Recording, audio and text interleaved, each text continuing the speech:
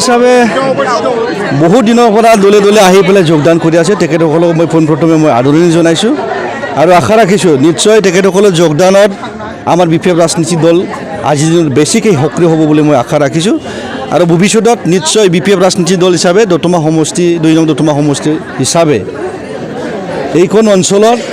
কোনো আমাৰ BPF ৰাজনীতি দলত যুঁজ দিব পৰা তেনেকুৱা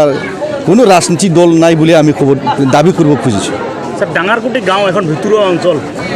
নিশ্চয় আমি বিগত দিনবোৰৰ পৰা নিশ্চয় এইখন অঞ্চলৰ ৰাস্তা ঘাট আমি BPF ৰাজনীতি দল হিচাপে আপোনালোকে নিশ্চয় নিজ চকুৰে দেখিবলৈ আপোনালোকে সক্ষম হৈছে এইফালে পূব পশ্চিম উত্তৰ দক্ষিণ সব ফাঁকা ৰাস্তা এইটো গোটাই আমাৰ BPF ৰাজনীতি দলে বনোৱা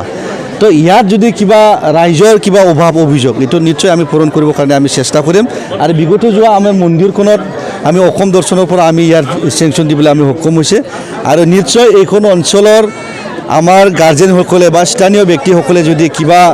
ৰাইজৰ উন্নতিৰ স্বাৰ্থৰ কাৰণে যদি কিবা বিচাৰে নিশ্চয় আমি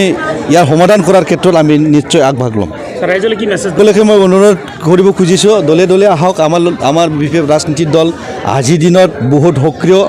আমি অহা মে'ৰ 4 তাৰিখৰ পিছত আমি NDAৰ লগত অংশীদাৰ হিচাপে আমি অসমত চৰকাৰ বনাবলৈ গৈ আছে ইয়াৰ কাৰণে মই সকলোকে মই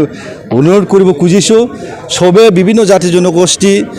চবে আহক বিভিন্ন ধৰ্মাৱলম্বী একেলগে আমাৰ দলৰ লগত আহক আমি একেলগে BTCখনো আগুৱাই লৈ যোৱাৰ স্বাৰ্থত আমাৰ এইখন অঞ্চলৰ উন্নতিৰ স্বাৰ্থত যাতে একেলগে থাকি পেলাই কাম কৰিবলৈ আগবাঢ়ি আহে তাৰ কাৰণে মই সকলোকে মই অনুৰোধ